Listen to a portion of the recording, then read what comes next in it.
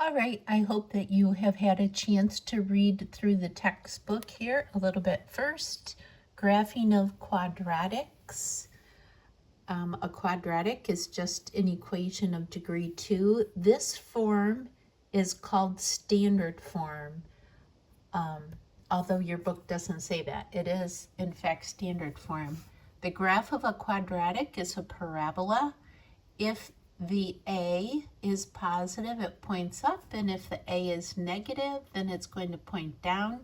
Every parabola has a vertex. The vertex is either going to be the lowest point or the highest point. You could actually throw a couple of these onto your graphing calculator if you wanted to see how they change a little bit, but I would just suggest reading that. That's actually a review. How is a graph affected when your coefficient is a fraction? So this is the A rule that I talked about. Here A is 1/3. In this equation, A is 2. Both of these don't have any plus bx or c, so our vertex is going to be at the point 0, 0. They have not been transformed, slid, or any of that yet. All right, so this is called the parent function, y equals x squared. When the a is 1/3, let's talk about the a rule. Remember, the a rule is from the vertex, go to the right one, and then up a. So we would only be going up 1/3. Repeat on the left, go to the vertex, go to the left one, and then up a. And you can see that with an a of a fraction, less than 1, not negative, still positive, but between 0 and 1, your curve is actually going to get wider. When a is equal to 2, here we are. Let's go to the right one, and we would go up 2, and there's the point on the curve. And then repeat to the left, go over 1, go up 2, and you can see that when your a is a number greater than 1, your curve is actually going to get narrower. So those are things to keep in mind just when we're sketching graphs of equations. All right, the book does say that you might want to go back to section 1.7 to go over the transformations of parabolas. But when you are, let me jump over here to page 117, and there is one correction here. In every other textbook I've ever seen, this form is called vertex form, not standard form. This is vertex form, and in vertex form, the h and the k are the coordinates of the vertex. So if we had our quadratic in this form, we would know where the vertex is automatically, and then we could apply the a rule and sketch a graph of a parabola. So that's what we want to work with. Now the trouble is going from standard form to vertex form, and the way that we want to do that is by completing the square. So I'm going to walk through example 2 on how we go from standard form to vertex form, and then how we graph from there. Okay, so I've written it here, and this should be a review, although I know that it's something that we don't do all the time, so don't feel anxious if you don't remember how to complete the square. So again, we're converting from standard form, which is this form. This is the form that we would use if we were going to use the quadratic formula, right? With the a and the b and the c. But when we're graphing, this vertex form is very convenient. All right, so we're starting off with really a more advanced problem because of this 2. When you first learned how to complete the square, you didn't have a number out here. It was a 1, but that's not going to throw us off any. We're just going to go for it. We can only complete the square if it is a 1, so what we do, our little trick, is to factor off or pull off the 2, and we only need it off these first 2 terms. This 7 is just a junk number that we're going to scooch off to the end. So we've got 2x squared plus 4x. Now we're going to leave a space for what I call the perfect number, and then I'm just scooching the 7 there. Do you see how it's not multiplied by 2? It's all by itself. Okay, if you remember from completing the square, this number, our perfect number, is gotten by looking at this middle term, taking half of the 4, so 4 divided by 2 is 2, and then squaring it. So I'm going to make a little note there. This is b over 2 quantity squared. And what do I mean by b? If we look at this as an equation of quadratic and standard form, a is 1, b is 4, and then I'm trying to find c. C must be the middle term divided by 2 and squared. So 4 divided by 2 is 2, squared gets us back to 4.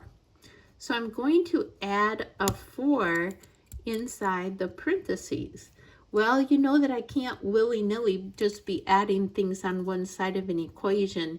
Instead of adding something over here, what I'm going to do is I'm going to subtract the same amount right here. Now, am I going to put a 4 here? Not really, because do you see how this 4 is in the grouping and everything is being multiplied by 2?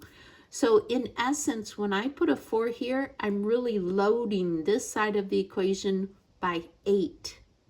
So to keep it equal, I have to subtract the 8 right there. And then now we're going to simplify. How do we do that? We bring down the 2. We factor now this trinomial. It is a perfect square trinomial. I take the square root of this, which is x. If my middle term is positive, that will be a positive. And then this term right here is the square root of 4. So that would be 2. And that would be perfect squared. So this also is something from Algebra 1 and Algebra 2, how to factor a perfect square trinomial.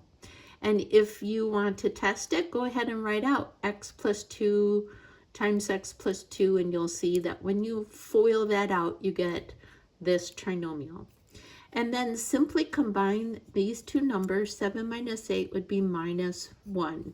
And now we have our parabola, our quadratic, written in vertex form. Okay, so let's talk about graphing here. To sketch a graph, first let me show you this. Do you see in the form, this is x minus h? If it's inside the grouping and it's a minus, that's going to shift the vertex to the right. Remember, that's counterintuitive. This is the left or right, and it goes opposite the sign, opposite than what you would think. The k moves it up and down. So plus k is up and a minus k is down. That's a little review from 1.7. So if we look here, we have the plus. That means that we're going to go to the left, not the right, and then 2. Our vertex is going to move from 0, 0, left 2, and then the minus 1 means that it's going to go down 1. Okay, so if we had to sketch the graph, here's 0, 0, we're going to go left 2 and down 1. There's our vertex. Negative 2, comma, negative 1. Left 2, down 1. Look at our A, and we can apply the A rule. Go 1 to the right and up or down A, so I've got to go up 2. If I made a little, this would be easier if I had graph paper. And then to the left 1, and then up 2, and that's going to give me, sorry, that looks bad, but there we go.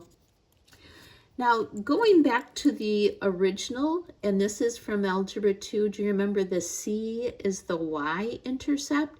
So another point that we have up here, we know that this parabola is actually going to cross the graph at y equals 7. And actually using symmetry, you could find the coordinates of the point over here. I'm going to go ahead and do that with you. From the vertex, when we go right 2, we go up to positive 7.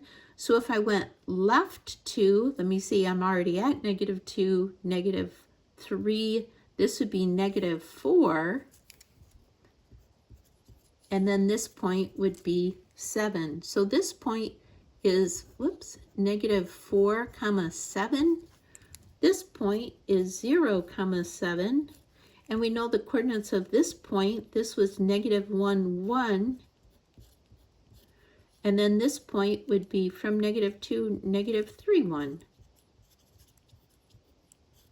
So these are the expectations that you should be able to do. You should be able to go from standard form, complete the square, vertex form, sketch a graph, and label 1, 2, 3, 4, 5 points.